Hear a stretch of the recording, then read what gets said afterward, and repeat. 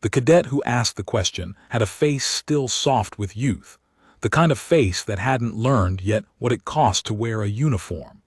He sat in the third row of the Interstellar Defense Academy's lecture hall on Kepler Station, arms folded across his chest, and his voice carried the practiced ease of someone who had never once been afraid. I'm just saying, the kill count for a single Earth soldier can't be that impressive, not compared to a Veth warband. The numbers don't add up. Laughter rippled through the hall, not cruel laughter, the kind that comes when someone says the thing everyone else was thinking. There were 42 cadets in the room, 17 of them human. The rest were Veth auxiliaries, Lorathi exchange officers, and 2 Sindari observers who sat very still at the back and said nothing at all. Instructor Commander Senna Vardal set down her datapad.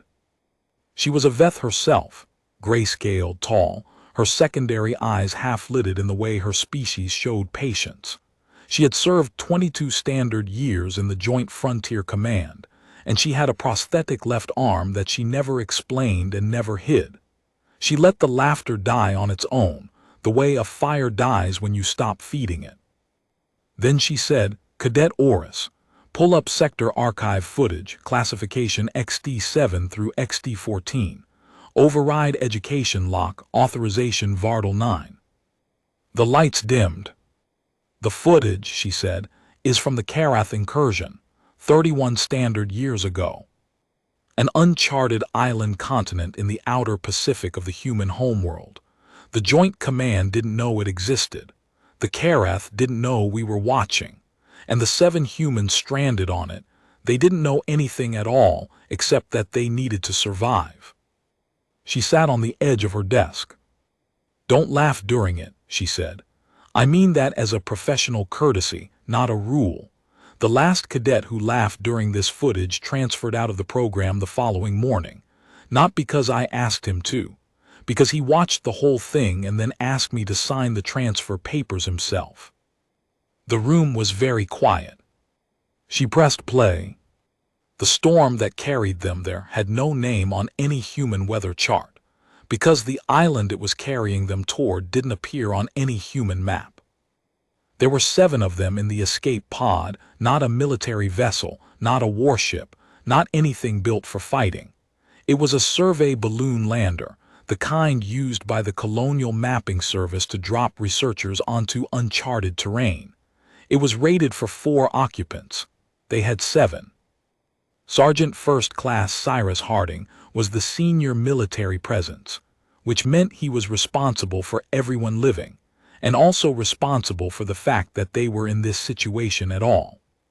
He was 43, broad through the shoulders, with the kind of stillness that men develop when they've spent enough years making decisions that killed people they liked. His file read like a war novel. The cadets who would one day watch the footage didn't know his name yet, but they would.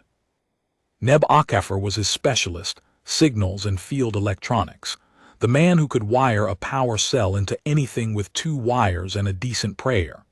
He was 26 and had been on 4 deployments, and had a photograph of his grandmother taped to the inside of his left boot, which he claimed was for luck, and which everyone who knew him suspected was the actual source of his uncanny survival instinct. Private Herbert Crane, 19, was the one who'd gotten them captured in the first place by taking a wrong turn during a scout insertion on the Karath-controlled moon of Veth 7. He knew this. He accepted it. He was, therefore, the one who worked hardest on everything, as a form of penance that no one had asked him to perform. Gideon Spilett was not military. He was a correspondent for the Allied Press Network, the kind of embedded journalist who had seen enough to stop being surprised and not enough to stop being scared. He had a camera implant and he never, ever turned it off. Everything he saw went into the archive. That would matter later. The other 3 were civilians who'd been aboard the mapping vessel when the Karath attacked. 2 sisters, Mary and Alina Fairchild, and a Veth civilian named Pencroft who'd been doing contractor work on the vessel's atmospheric sensors, and who, when the shooting started, had grabbed a fire suppression unit and beaten 2 Karath boarding soldiers to death with it. He was, despite his species, considered by Harding to be the most useful person on the lander. The storm hit them at altitude. The Karath had disabled the navigation array before they escaped, and what should have been a controlled descent to a coastal shelf somewhere became 12 hours of being slammed around inside a pressurized balloon shell, while the Pacific Ocean made its opinions known. When the lander finally failed, the thermal envelope tearing, gas bleeding, the whole assembly dropping like a stone, they hit the water 200 meters from a beach and swam. All 7 of them made it. That was the first improbable thing. The island was the second. It rose out of the sea like something that had decided not to be found. Volcanic basalt ridges along the spine, dense jungle on the flanks, and at the center, a caldera that vented steam in slow, rhythmic pulses that made it look, from the beach, like it was breathing. The vegetation was wrong in a way Spilett couldn't immediately name, too large, too dense, the leaf structure of things that had grown in normal conditions, but had then received an instruction to keep going and hadn't stopped. Harding got them moving within 20 minutes of hitting the beach. The training was automatic: assess, organize, move. Sitting on a beach with no shelter and no intelligence on the terrain was how you died. Movement was life. They were halfway up the first ridge when the crab found them. It came out of a steaming fissure in the volcanic rock, and the word crab, the word Herbert used when he saw it and his voice broke in the middle, did not begin to capture what it was. It was the size of a main battle vehicle. Its shell was the color of burnt iron. When it moved, the ground shook, and the sound of its legs on the rock was like something being systematically destroyed. It had Neb in its right claw before anyone could fire. Harding moved without hesitation, not toward the creature, but around it. He ran the long way fast to the claw that held Neb, and he didn't have a weapon rated for anything close to that mass, so he used what he had, which was a magnetic grapple charge from the lander's emergency kit, and he attached it to the joint where the claw articulated, and then he ran back. The charge popped.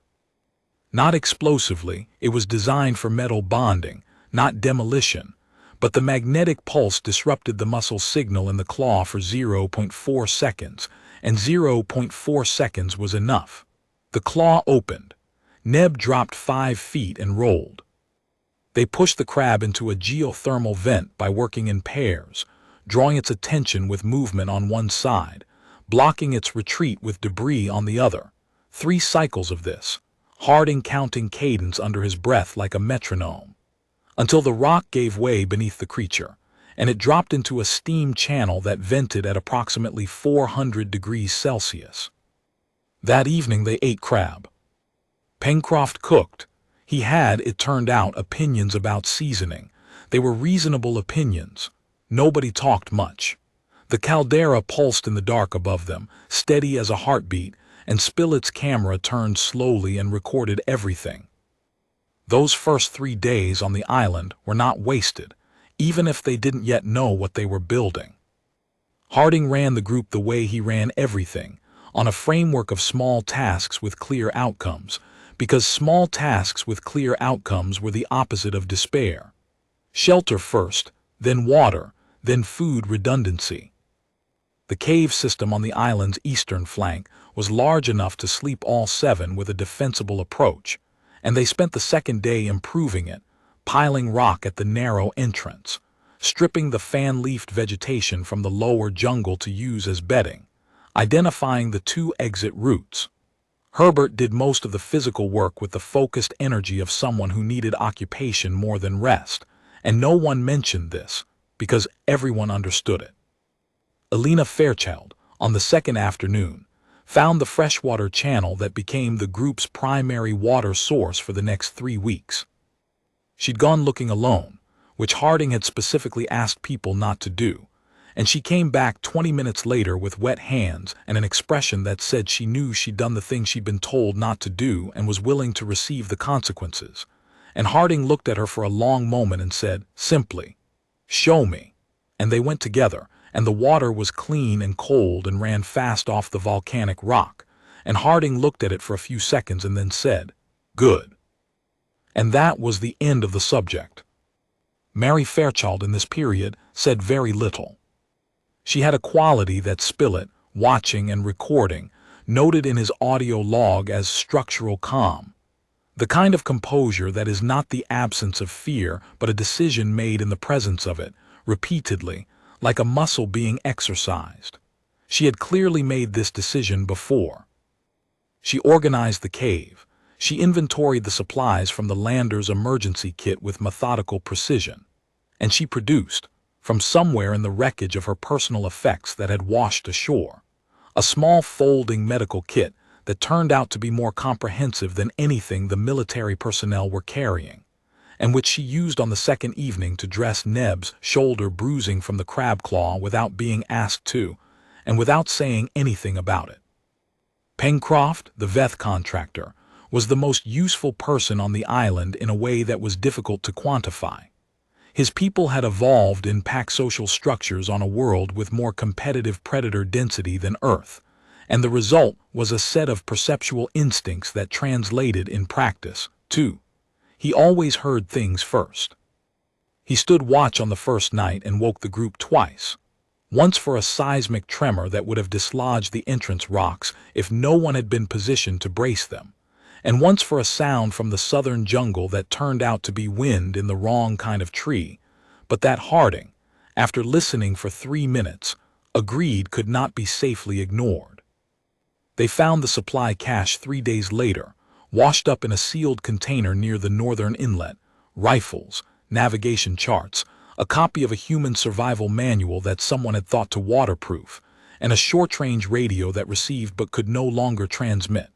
The radio was playing on a loop, a Careth military frequency. The cadence of it, the dry, clicking harmonic of Careth operational chatter, told Harding that there were Careth assets in the area. He didn't tell the others immediately. He told Neb, and the two of them had a quiet conversation near the water while the others slept, and when they came back, Harding's expression was the same and Neb's expression was not. "How close?" Neb had said during that conversation. "Close enough to be listening," Harding had said. "Not close enough to know what they're listening for." "What are they listening for?" Harding had looked at the radio for a long time. "For us," he said, "or for whatever's here that we haven't found yet." What they hadn't found yet announced itself the following afternoon. Alina Fairchild had gone to collect water from a freshwater runoff channel on the eastern face of the island, and she'd come back at a dead run with the particular expression people wear when they've just survived something by a very small margin, and their body has not yet decided whether to be grateful or furious. "The bird," she said. There had been a bird. It had come at her from the tree line, and it had been, here she stopped and had to start again. It had been larger than the crab. Herbert had been the one to go back for her pack, which she'd left at the channel. He'd found the bird waiting, standing in the clearing like it owned the ground it stood on, and it had turned its head and regarded him with one eye the size of a dinner plate. He'd kept very still. Then the bird had lurched sideways and fallen, and Herbert, bewildered and grateful, had stood over the dead creature and looked at the wound in its side and realized it had been shot. No one in their group had fired. Harding looked at the wound. He looked at the angle. He looked at the ridge line 3 kilometers to the northwest. He said nothing. They ate the bird. It took 2 days to prepare and enough improvised equipment to make Neb mutinous about the labor involved. But they ate it, and it was the best meal any of them had had in 2 weeks. And afterward Pencroft sang a song that none of the humans knew, and that turned out to be a traditional Veth harvest song, which made Mary Fairchild cry for reasons she didn't explain, and which no one asked about, because some things belong to the person they're happening to. The hive was Neb's discovery, which was fitting since Neb had a talent for finding things that wanted to kill him. He'd been scouting the western caves for a secondary shelter position when he found the honeycomb, massive hexagonal cells in the rock wall, 3 meters across at minimum, dripping something amber and slow. The smell was overwhelming.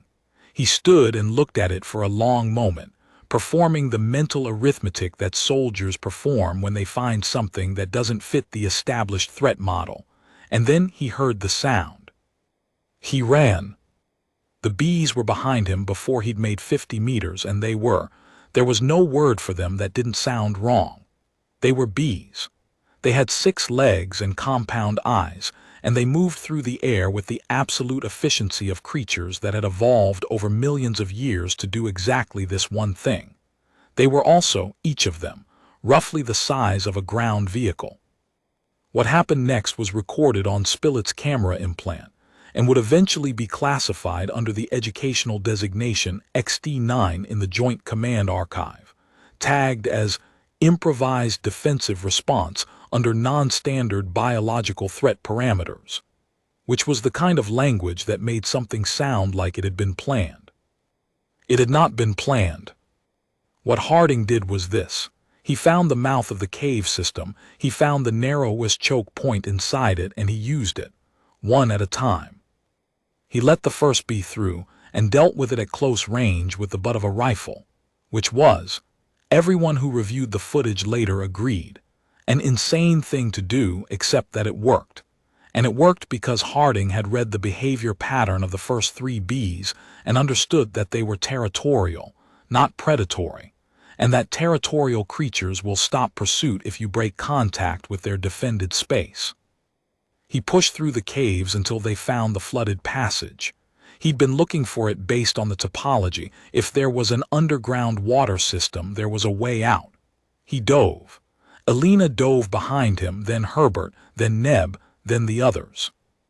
Pencroft went last, because Pencroft was Pencroft. And when the last bee hit the water behind them, it did not pursue, because the bees had never learned to swim. In the underwater passage, in the cold dark with their lungs burning, they found the submarine. It was resting on a ledge 20 meters down, and the hull was dark, and it was enormous, not as a vessel but as the idea of a vessel, something that had been built not just to travel but to outlast. The markings on the hull were human, old human, Civil Era naval designation, which meant it had been here for more than 30 years, which meant someone had been living on this island for 30 years, and that someone had shot the bird, and that someone had put the supply cache on the beach.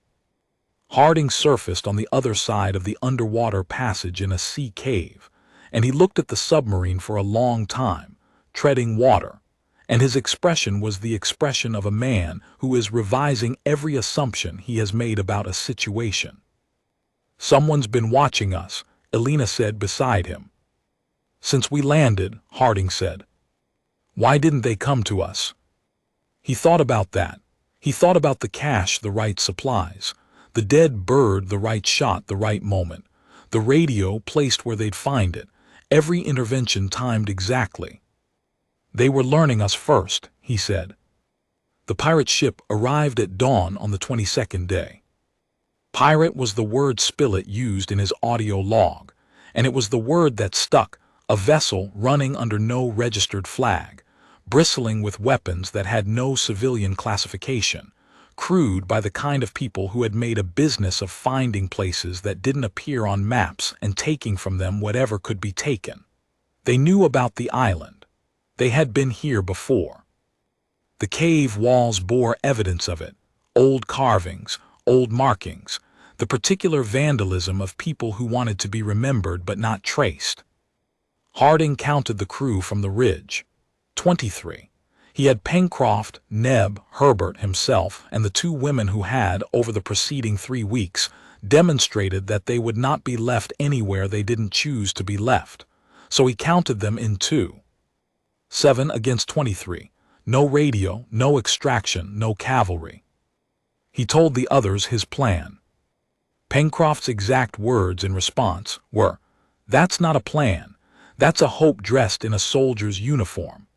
He said this in English, which he had learned during the preceding weeks with the focused intensity of a person who understood that survival was partially a language problem.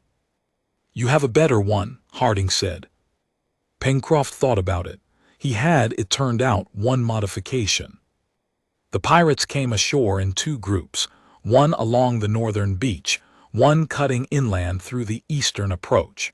The inland group hit the first trap at the old geyser field and lost 2 people. The beach group hit the second trap near the cave mouth and lost 1. The traps were crude, trigger lines, momentum, basic physics. But Neb had designed them, and Neb did not design things that failed at their primary function. 11 people engaging at range, drawing the pirates uphill, then splitting and driving them into the canyon approach. Herbert on the left ridge doing things with a signal repeater that made the approaching party believe they were more and more surrounded. And then the explosion. It came from the bay, not from anything Harding's team had set. The pirate ship in the harbor simply ceased to be in a column of white water and displaced air that could be felt on the ridge as a warm punch to the chest. The pirates on the beach looked at the place where their ship had been. They looked at the ridge. Some of them ran. Some of them put their weapons down. None of them fought after that. In the silence that followed, a figure came up the path from the south, alone, elderly, unhurried, carrying nothing. He had white hair and dark eyes and the kind of posture that men have when they have been carrying a great weight for a very long time and have decided to stop pretending it isn't there.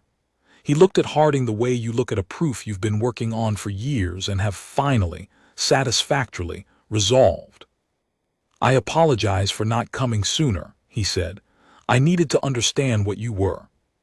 Harding looked at him. "And what are we?" The old man, he gave his name as Nemo, which was almost certainly not his birth name, considered the question with the seriousness it deserved. "Sufficient," he said. "You are sufficient." He fed them that evening, aboard the submarine, in a dining room that smelled of sea salt and old wood, and something floral that no one could identify. And that turned out to be a cultivated plant from the island's eastern face that Nemo had been growing in hydroponics for 20 years, because the smell reminded him of a street market in a city he had left when he was 24 and would never see again. The food was extraordinary. This was not incidental. Nemo cooked with the same precision he applied to everything, and he had 31 years of practice with the island's resources.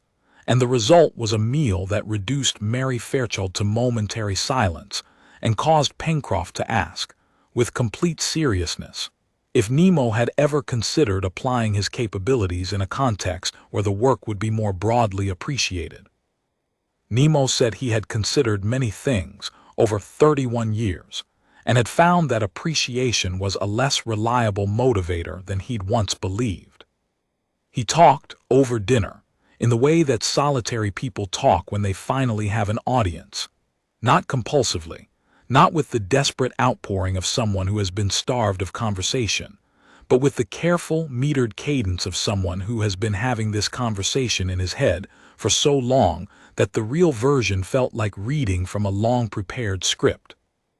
His name, it turned out, was also his title, his philosophy, and his epitaph. He had been living on the island for 31 years. The submarine was his built, modified, made strange through decades of solitary ingenuity. The giant creatures were his, in the sense that he had accelerated their growth through genetic protocols that took 20 years to refine, and that had worked in the end, somewhat better than he'd intended. The island was a laboratory.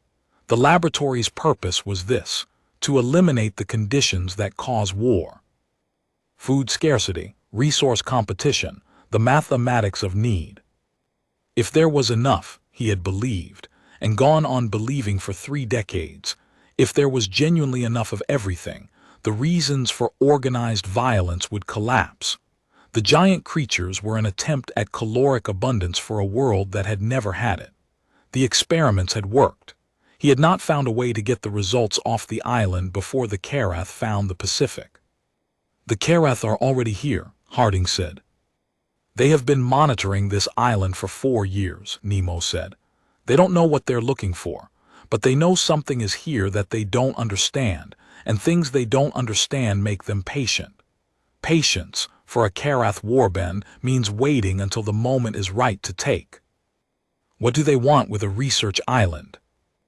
Nemo's expression was the expression of a very tired man delivering a sentence he has rehearsed many times. They want nothing with the island. They want what's in the caldera. He showed them. The caldera chamber was 40 meters below the peak, accessible through a lava tube that had been cold for 60,000 years and would not be cold for much longer.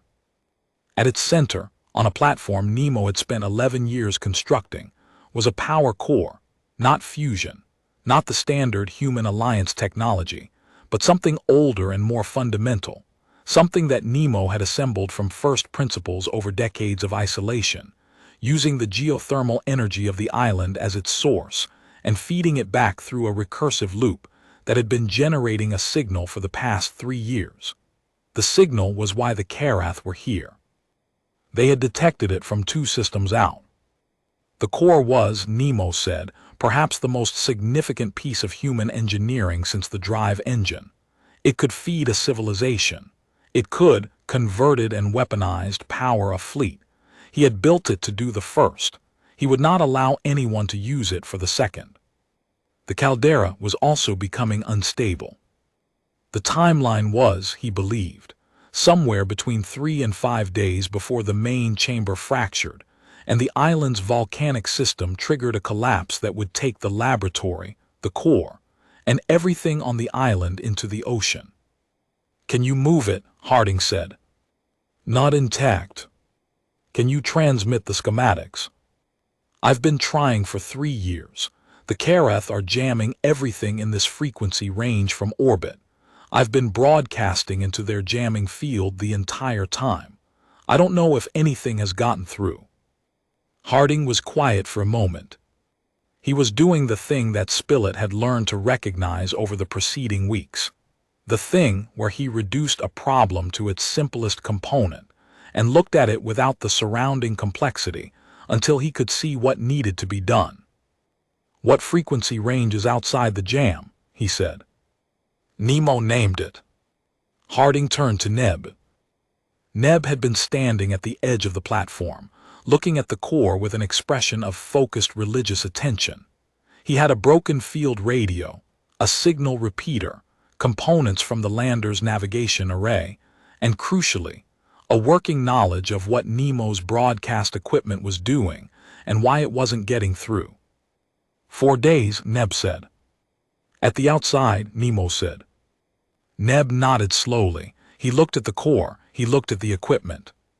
He took a breath that was not quite a sigh and not quite resignation, but occupied the space between them.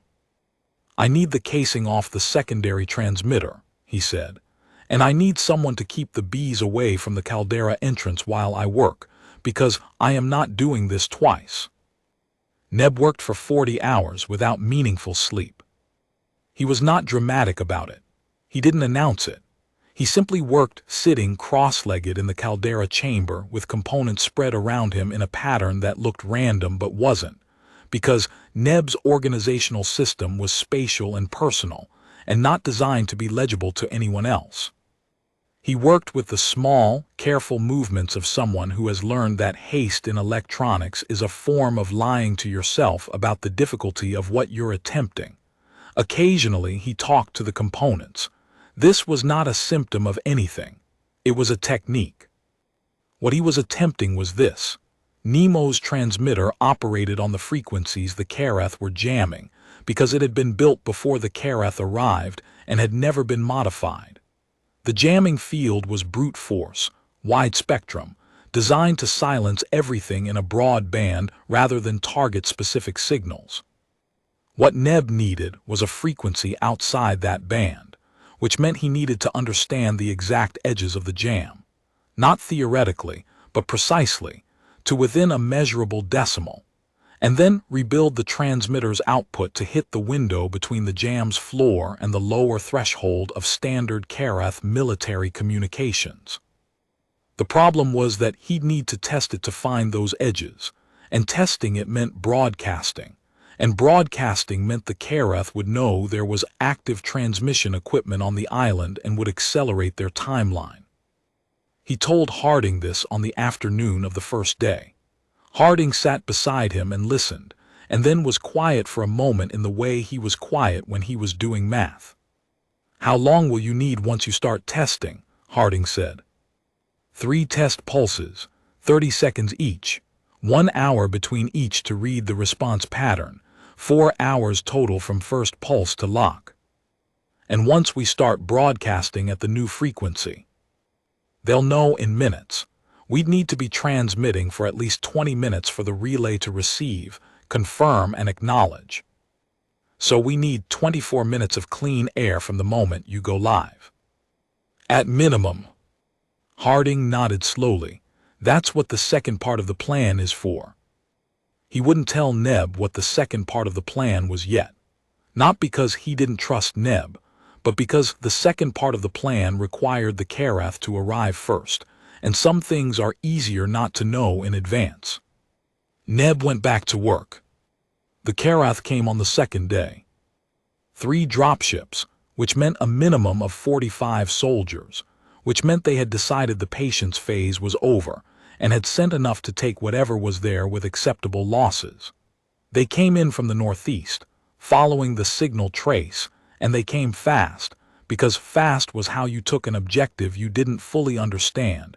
You arrived before the defenders could think. Harding had 4 days of knowing the island. He used all of it.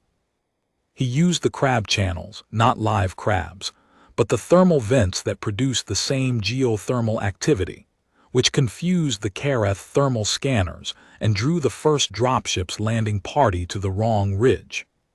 He used the jungle canopy, which was dense enough at the eastern face to defeat visual targeting from altitude.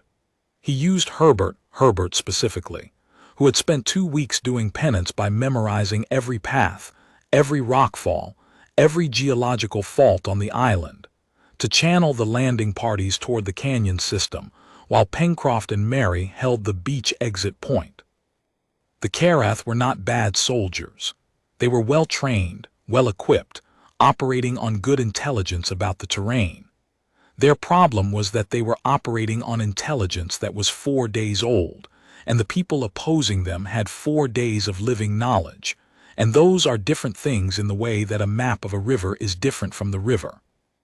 The first engagement lasted 11 minutes and ended with 2 Karath KIA, 7 retreating to regroup, and Herbert taking a grazing hit to the left shoulder from an energy discharge that left a burn scar that he would have for the rest of his life, and that he would, when asked about it at the academy 3 years later as a cadet instructor, describe as the universe reminding me to be faster. The second engagement was at the Hive Caves, because Harding had thought about it and decided that 7 frightened Karath soldiers driven into a cave with giant bees in it was an acceptable outcome, and he had been right. No one died. The bees drove the Karath back out of the cave and off the western approach entirely, and the Karath commander, listening to the reports from his units, made the first mistake any commander makes in unfamiliar terrain, which is that he concluded from the chaos that the opposition must be very large, and so he called for his 3rd dropship to hold altitude and provide overwatch rather than landing his reserves. That decision saved the mission. The reserves never landed. The 3rd ship stayed in the air. And while it held altitude and watched for a large defending force that did not exist, a force that, if it existed, would have to come from somewhere, and every minute of overwatch was a minute of Karath command resources spent on surveillance instead of assault, Neb began the test pulses. Harding was in the caldera tunnel when the first pulse went out. He felt the vibration in the rock more than he heard anything. The transmitter was directional, aimed up through the caldera mouth toward the sky, and the pulse duration was 30 seconds exactly, timed by Neb's internal count, because he had learned years ago that trusting a watch was fine until the moment it mattered, and then your body was more reliable. The first pulse found the jam's edge at the upper range, too close. Neb noted the precise frequency and waited.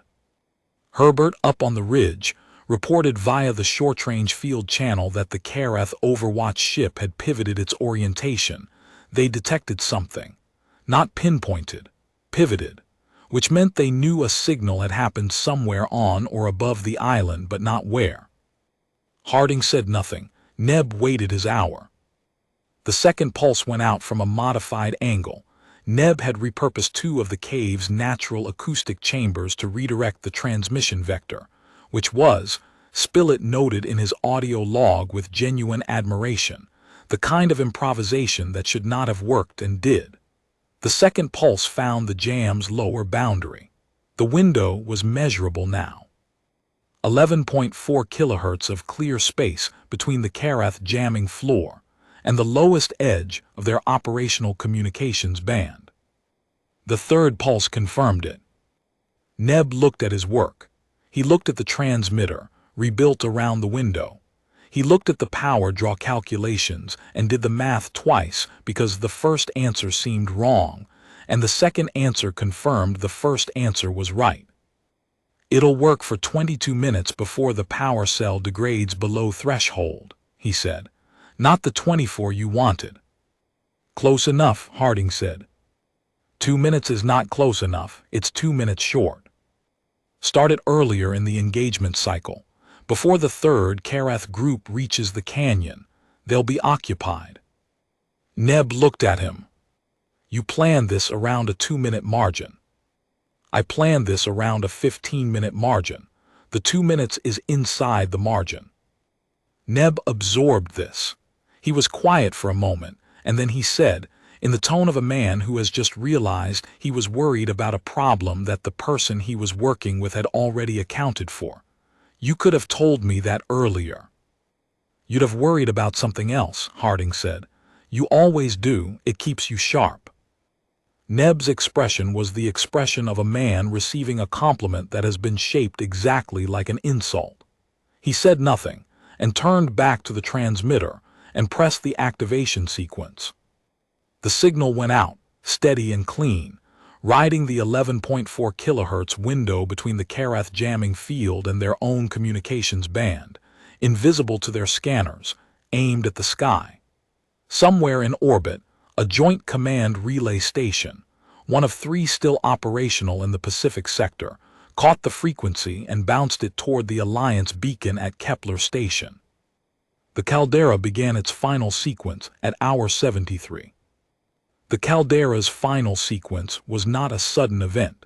It was a process, a geological argument that the island had been having with itself for centuries, and that had finally run out of counterarguments.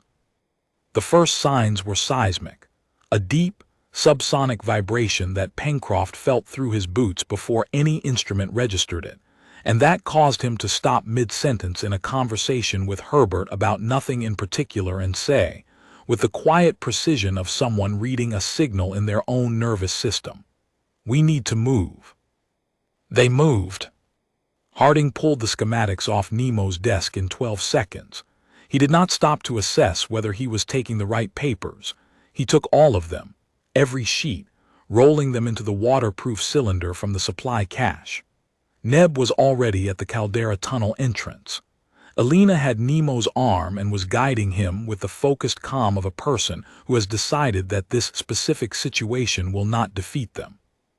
Mary had the medical kit and the field radio, because those were the 2 things she had identified weeks ago as the objects most likely to be needed later, and had been carrying them every day since on exactly that logic. The tunnel was 20 meters of crouching and single-file movement through air that tasted of sulfur and something hotter underneath, and the sound coming from deeper in the caldera was the sound of pressure finding its outlet, vast and methodical, and entirely indifferent to who was in the way. A rock fragment the size of Harding's fist fell from the ceiling 6 feet ahead of him. He stepped over where it had been and kept moving. The surface offered them gray sky, and ash already falling fine gray particles that coated everything, and made the treeline look like a charcoal drawing of itself. The summit behind them was venting in 3 columns now rather than 1, and the eastern ridge had developed a crack that ran from the peak to the midline and was widening as they watched. Herbert did not watch it. Herbert was already running the southern path to the harbor, because Herbert had memorized every path and knew the southern route was 30 seconds faster than the western, and 30 seconds was a real number in this context. Pencroft was behind him. The others followed. The harbor was there. The pirate vessel was there. It was not a sophisticated vessel. It was the kind of ship that did what it was designed to do, which was cross open water and not sink, and it had been doing that reliably for years and showed no particular intention to change. Harding got everyone aboard in under 4 minutes. Nemo went up the gangway last of the group, without assistance, his back straight, his expression the expression of a man practicing a specific kind of dignity. Harding untied the moorings himself and took the wheel. What followed was not elegant, and the footage of it would be reviewed by Joint Command analysts for a decade afterward. It was, in the dry language of the after-action summary, a demonstration of non-standard operational decision-making under compound resource constraint with a degraded force element. In the language of the people who were there, it was 7 people making decisions very fast in a situation that had no good options, only less bad ones, and choosing the least bad with the clarity that comes when there's no time to second-guess yourself. They got Nemo out. He refused initially. He had decided, Harding understood, that this was where he intended to die, that the laboratory and the man who built it should end together, and that there was a dignity in that. The kind of dignity that people who have been alone a long time can cultivate until it becomes its own form of stubbornness. Harding sat next to him in the caldera chamber while the ground shook and the ceiling dropped rock dust, and the others were already moving toward the pirate vessel they'd commandeered in the harbor. "You built this to give it away," Harding said. "You spent 30 years making something for the world. You don't get to die here before the world receives it." Nemo looked at him with the measuring look of a man who has been alone long enough to distrust most things, and still cannot quite bring himself to distrust this particular soldier in this particular moment. "The world," he said, "has not been particularly deserving." "No," Harding said, "it hasn't come on anyway." Something shifted in the old man's expression, not persuasion exactly. More like the recognition that an argument he had already won inside his own mind had just been resolved outside it as well. He stood. They moved. The last thing Harding did before leaving the chamber was pull the hard-copy schematics from Nemo's desk, the original drawings, the handwritten equations, the 30 years of solitary math, and put them inside his jacket. The original schematics for what would later be designated the Nemo Harding Power Architecture. He didn't know what he had. He knew it was the reason they'd come here. He kept it dry. They reached the harbor with 9 minutes to spare. The caldera let go at hour 77. The eastern face of the island went first, then the ridge, then the jungle folded into the sea in a slow, catastrophic curtain, and the thermal column rose 4,000 meters over the Pacific and was visible from 2 Karath ships in orbit, who recorded it and reported that the target island had been destroyed, and whatever had been there was gone. The pirate's vessel was 3 kilometers from the blast radius. Everyone aboard got below deck except Pencroft, who stood at the stern and watched the island go, and Spilett, who stood beside him with his camera running because that was what Spilett did. "He designed something that could feed the whole war," Pencroft said, eventually, to no one in particular, in his own language. Nemo was standing behind them. He had heard. "Yes," he said. "That was the intention." "Did it go out, the transmission?"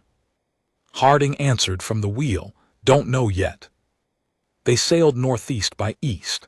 Nemo had calculated the heading from memory. 3 days to the New Zealand shelf, then the Allied shipping lanes. The sky was very clear, the kind of clear that only happens after large explosions have rearranged the local atmosphere, and the stars were visible even in the late afternoon. On the second night, the relay signal came back. Confirmation, transmission received and recorded at Kepler Station. Content, intact, 40% signal degradation. The core architecture schematics had arrived. Neb received the confirmation on the repaired radio and sat with it for a moment before calling out to the others.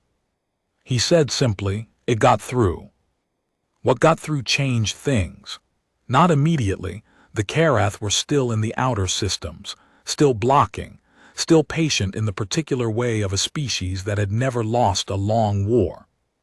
But the Nemo-Harding architecture was decoded and verified over the following year, and the energy yield calculations were confirmed, and the implications were what the old man had always said they were.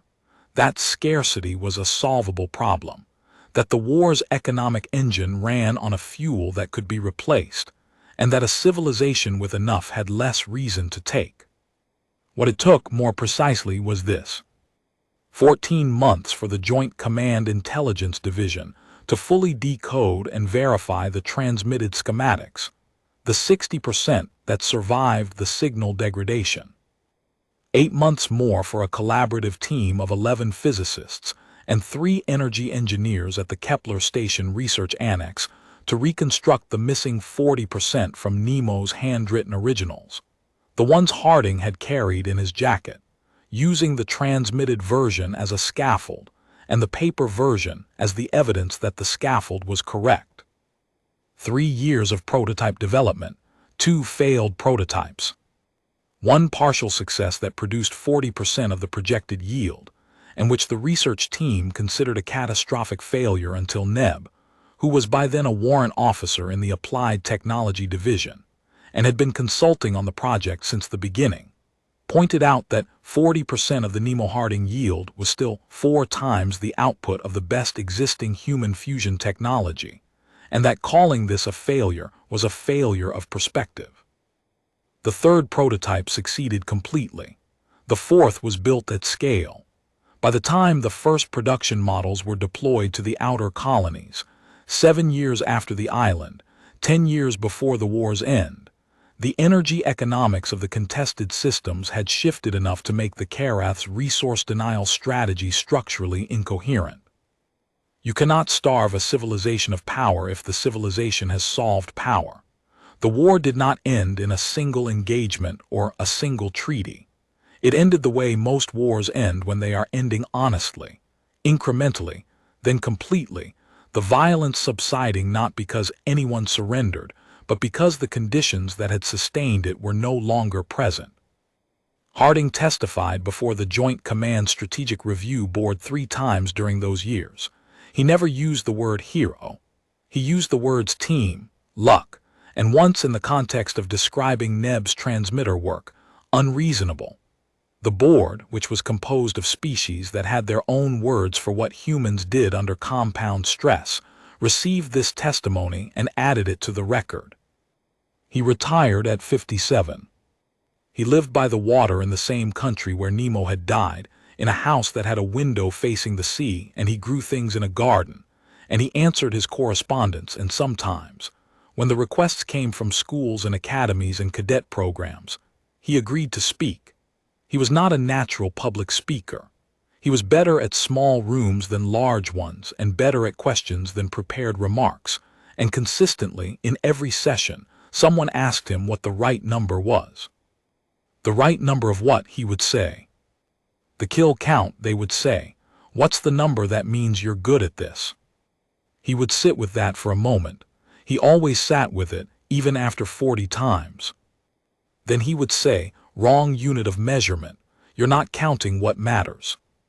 What matters? They would ask. He would think about the island, about a cave that smelled of salt and volcanic rock, about Pencroft singing a harvest song in the dark, about a transmitter running on 11.4 kilohertz of clear space between 2 jamming edges, about an old man's desk and a cylinder of waterproof paper, and the weight of 30 years of handwritten mathematics pressing against his ribs as he ran. He would say, did everyone make it home? That's what matters. It took 17 years. No one person gets to see the entire arc of the thing they set in motion. Nemo died 6 years after the island, peacefully, in a coastal research facility in New Zealand, with Harding beside him and a window that faced the water. He had spent his last years giving lectures and drawing diagrams on whatever surface was available, and the diagrams were always the same: cycles, feedback loops, the architecture of a world that had enough. Harding was 49 when Nemo died. He spent the next 11 years doing the work. The caldera went at hour 77. And then the screen went dark, and the footage timestamp blinked out, and there was a text overlay in the standard Joint Command Archive format. White letters on black, no drama in the typography, the font of bureaucracy reporting on something it had no language adequate to contain. Operation Classification, XD Series/Pacific Incursion. Outcome, Mission Success/Full Extraction. Casualties, 0. KERATH assets neutralized. 9 KIA, 17 detained, 3 dropships withdrawn. Schematics transmitted. Confirmed /60% integrity. NEMOHARDNG architecture. Recovered and classified Tier 1. Below that in smaller text. SBILLET footage archive. 47 hours 22 minutes. This classification.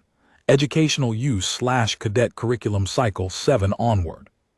First shown, Kepler Station, Academy class of 2271.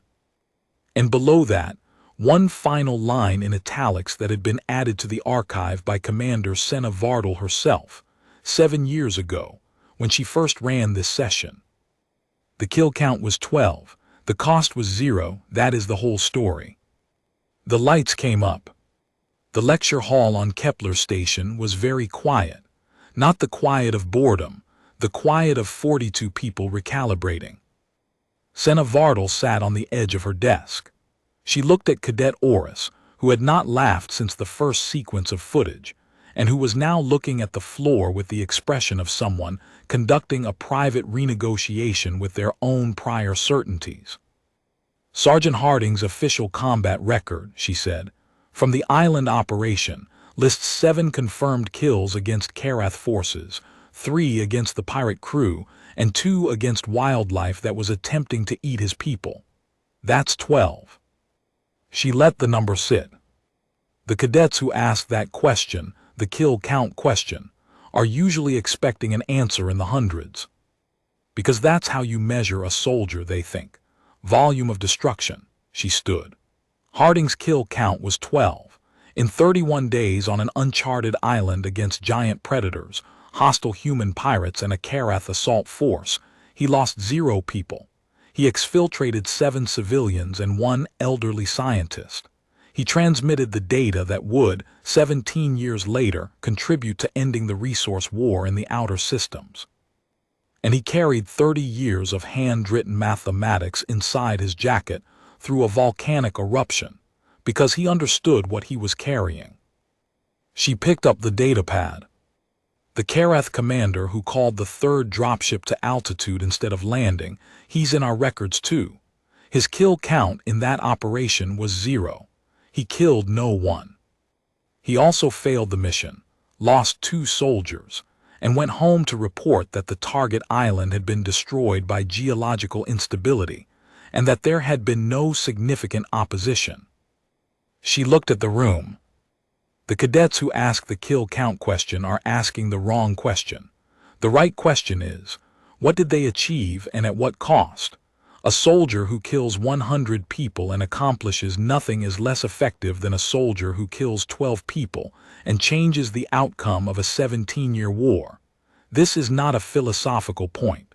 This is mathematics. Cadet Orcs raised his hand. His voice was different now, quieter, the practiced ease replaced by something more careful. Instructor, the Nemo research, the genetic work, the giant fauna. Was any of it recovered? The schematics were mostly destroyed in the caldera event, yes. She paused. The food science protocols were reconstructed over 12 years from Nemo's lectures and papers. They're now in use on 41 Alliance colony worlds. We haven't had a famine event in a registered colony in 6 years. She let that land. The giant bees are not in use. The decision was made that the giant bees were perhaps further than necessary. A short pause, and then a laugh moved through the room. The different kind this time. The kind that comes when you've been through something together and the weight of it lifts briefly because a human woman with a prosthetic arm made a dry joke about giant bees. One of the Sindari observers at the back of the room leaned to the other and said something in the rapid sub-click language of their species. The other one nodded once, slowly, with the particular gravity their species showed when they were filing something away as permanently significant. Senna Vardal saw it. She had seen it before in every cohort, and she still, after 22 years of running this session, felt the same thing when she saw it. "You have 40 minutes before afternoon simulation block," she said. "Use them." The cadets filed out. Orcs stopped at the door. He didn't turn around, but he stopped, and after a moment he said, "How did Harding know the old man would come with him, out of the caldera, when he sat down next to him?" "He couldn't have known." Vardal thought about it. "He didn't," she said. "He sat down anyway. That's the part they don't put in the combat record." Orcs nodded once and walked out into the corridor where 41 of his classmates were already talking in the way that students talk when a lecture has done what it was supposed to do. Vardal waited until the sound of cadets in the corridor had faded, and then she sat in the empty hall for a while, the way she always did after running this session. She had watched the footage 47 times. Not professionally, not for new tactical insight. She had extracted all the tactical insight there was on her 12th viewing, and somewhere around the 14th she had stopped pretending that was why she kept coming back. She watched it the way some people read certain books repeatedly, because each time she arrived at the same place by a slightly different route, and the arrival still meant something, and she had not yet found a thing that replaced that. She had been 22 during the Karath incursion, working contract on Veth 7, 3 systems from the Pacific, with no knowledge of the island and no connection to the 7 people on it. She had encountered the footage during her own cadet training at a Veth military academy, shown by an instructor who was already old then, and who had fought alongside human units in the second expansion conflict, and who had, over 30 years of mixed force service, developed opinions about humans that the Veth military establishment found inconvenient, and that he had never bothered to moderate. He had shown the footage, turned the lights back on, and looked at his cadets with an expression that Senna Vardal had spent years trying to name, and had eventually concluded was recognition.